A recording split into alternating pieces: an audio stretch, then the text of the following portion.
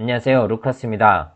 오늘은 1998년 IMF와 2008년 금융위기 때의 코스피 차트 분석 및 환율의 흐름을 비교 분석하며 현재와 어떻게 다른지 살펴보도록 하겠습니다. 먼저 IMF 때의 코스피 상황을 살펴보겠습니다. 우선 고점은 94년 11월 1145포인트를 기록하였고 저점은 98년 6월 278포인트를 기록하였습니다. 3년 반 동안 무려 76%의 하락세를 보였습니다. 이때 전체적인 추세를 엘리어트 파동으로 카운팅하였습니다. 먼저 1, 2, 3, 4, 5로 떨어지는 하락 A파, 그리고 반등 ABC, 그리고 다시 1, 2, 3, 4, 5로 떨어지는 하락 C파로 이루어졌었습니다. 이때 1차 하락은 49% 하락하였고 2년 4개월 동안 진행되었었습니다. 동기간의 환율의 흐름을 보면 793원에서 850원까지 10% 내외로 크게 변동은 일어나진 않았었습니다. 그리고 이어진 반등 비파에서는 799포인트까지 35% 상승하였었습니다. 반등 기간은 3개월 정도로 전체 하락 기간에 비해 매우 짧았었습니다. 특이한 점은 반등이 이어지는 동안에도 환율은 890원까지 지속 상승하였습니다. 지수가 반등하더라도 외화 시장은 지속적으로 경고 신호를 보내고 있었습니다. 그리고 이어진 하락 시파에서는 환율이 폭등하였습니다. 하지만 최저점 구간보다 이전 저점 구간에서 환율이 최고점을 찍고 주가가 추가적으로 내려앉았음에도 환율은 먼저 회복 기조를 보였었습니다. 이러한 점들을 볼 때 IMF 사례에서는 환율이 주가보다 먼저 신호를 줬었다고 볼 수 있습니다. 이어서 2008년 리먼 브라더스 사태입니다.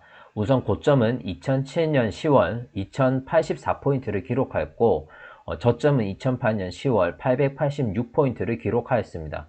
1년 동안 58% 하락하였습니다. IMF 차트라 마찬가지로 엘리어트 파동 카운팅을 해보았으며 전체 1, 2, 3, 4, 5로 떨어지는 하락 A파, 그리고 반등 ABC, 반등 B파, 그리고 다시 1, 2, 3, 4, 5로 떨어지는 하락 C파로 이루어졌었습니다. 하락 A파는 26% 하락하였으며 해당 기간 동안에는 11%의 환율 상승이 있었습니다. 그리고 이어진 반등 B파는 약 2개월 동안 24% 이어졌었습니다. 특이한 점은 상승 추세에서 약간의 눌림이 있은 후 다시 환율이 고점을 갱신했었습니다. 그리고 이어진 마지막 하락 C파 때는 약 5개월 동안 진행되었으며 동기간 환율이 50% 상승하였습니다. 하지만 주가 저점이 환율이 고점이 아니라 2009년 3월이 환율의 고점이었었습니다. 따라서 리먼 브라더스 사태 때는 환율의 고점이 주가의 저점이 아니었다. 최종적으로 볼 때 두 사례로 살펴보면은 주가의 저점과 환율의 고점은 일치하지 않았었습니다.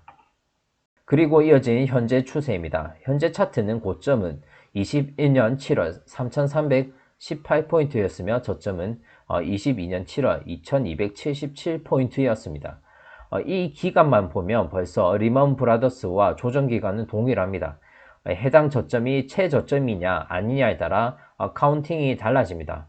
먼저 1안과 2안이 있는데 저는 1안이 더 가능성이 높다고 보고 먼저 살펴보았습니다. 현재까지 이어진 차트 흐름으로 볼 때 1, 2, 3, 4, 5, 1, 2, 3, ABC 그리고 1, 2, 3, 4, 5로 떨어지는 이 파동이 전체 하락 A파, 그리고 지금 하락 파동이 한 파동 더 있은 후에 ABC 반등 B파가 크게 나올 것으로 보고 있고, 그리고 마지막으로 1, 2, 3, 4, 5로 떨어질 가능성이 높다고 보고 있습니다. 하지만 문제는 저희가 동기간 동안의 환율의 흐름이 앞선 두 사례보다 환율의 시작 포인트가 더 높습니다. 앞선 두 사례에서는 환율의 시작점이 1000원 밑에서 시작했었지만 현재의 흐름은 1140포인트에서 환율이 움직이고 시작을 했었기 때문에 이어진 고점의 환율은 좀 더 높을 수도 있을 것 같습니다. 다음은 이안입니다. 이전에 2277포인트가 단기 저점일 경우 파동입니다. 이럴 경우 앞으로 반등이 더 일어날 것으로 보는 뷰입니다. 하지만 이렇더라도 엘리어트 파동 관점에서 저점은 아닐 것으로 보입니다. 그렇기 때문에 이전 저점이 단기 저점이냐 아니냐가 매우 중요할 것으로 보이며 9월에 있을 눌림 구간이 최대 변곡 구간이 될 것으로 보입니다. 이러한 부분은 시황을 업데이트하면서 말씀드리도록 하겠습니다. 최종 정리를 하면 내려오는 기간과 폭을 보면 리먼 브라더스보다는 하락이 깊어질 것으로 보이며 이미 코스피는 장기 하락 추세에 접어든 것으로 보입니다. 이어서 환율은 과거 두 차례 사례와 같이 약반등 구간에서도 환율은 상승하였으며 중간 과정에서 환율이 오른다면 결국 그 추세에 따라 시간차를 두고 주가는 조정을 보였다는 것을 알 수 있습니다. 이러한 흐름을 볼 때 여전히 적극적인 매수는 자제해야 할 것으로 보입니다. 하지만 저는 이란을 더 높게 보고 있기 때문에 이어진 하락 파동에서는 저는 매수 찬스가 분명히 올 것으로 보입니다. 그때는 저도 적극적인 매수로 들어갈 예정입니다. 이상 루카스였습니다.